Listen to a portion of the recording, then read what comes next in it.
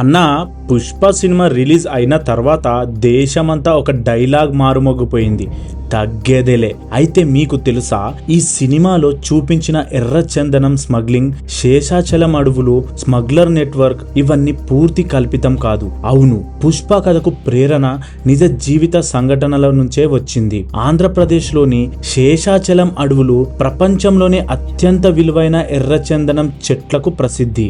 ఈ కలపకు China, Japan వంటి దేశాల్లో భారీ డిమాండ్ ఉంటుంది. అందుకే దాని ధర లక్షల్లో, కొన్నిసార్లు కోట్లలో కూడా ఉంటుంది. ఈ కారణంగా చాలా సంవత్సరాలుగా శేషాచలం అడవుల్లో ఎర్రచందనం స్మగ్లింగ్ జరుగుతూ ఉంది. స్మగ్లర్లు అడవుల్లో రాత్రిపూట చెట్లను నరికి కూలీల సహాయంతో కొండలు దాటి బయటకు తీసుకువస్తారని వార్తలు తరచుగా వచ్చేవి. దర్శకుడు సుకుమార్ ఈ నేపథ్యంలోనే ఒక కథను ఊహించుకున్నాడు.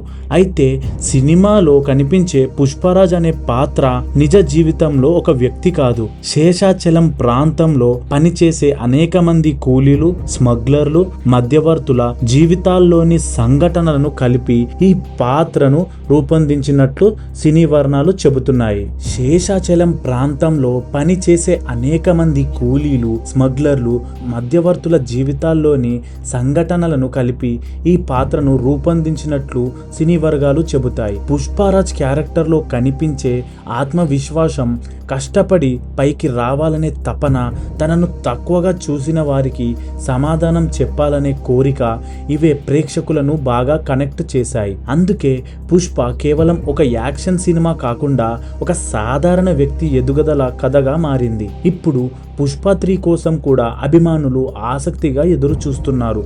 మరి మీకు పుష్ప సినిమాల్లో అత్యంత ఇష్టమైన డైలాగ్ ఏది? తగ్గేదేలే లేదా పుష్ప అంటే ఫ్లవర్ అనుకుంటివా ఫైర్? కామెంట్లలో చెప్పండి. ఇలాంటి ఆసక్తికరమైన టాలీవుడ్ ఫ్యాక్ట్స్ కోసం తెలుగు డైరీస్ ఛానల్ని సబ్స్క్రైబ్ చేసుకోండి.